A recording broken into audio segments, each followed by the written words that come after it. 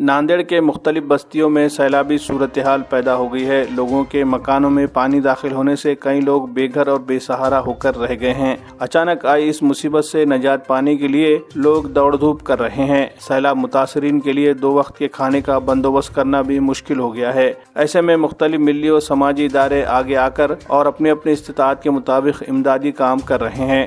ایسا ہی ایک ادارہ راحت ایجوکیشن سوسائٹی کی جانب سے بھی کھڑک پورہ کے سیلاب متاثرین کی امداد کے لیے کھانے کا نظم کر رہا ہے۔ راحت ایجوکیشن سوسائٹی کے ممبران نے اپنے ذاتی خرچ سے کھانا تیار کر رہے ہیں اور پکے ہوئے کھانے کے پیکٹ سیلاب متاثرہ بستیوں میں تقسیم کیے جا رہے ہیں تاکہ پریشان حال لوگوں کی مدد ہو جائے اور انہیں کچھ راحت پہنچے۔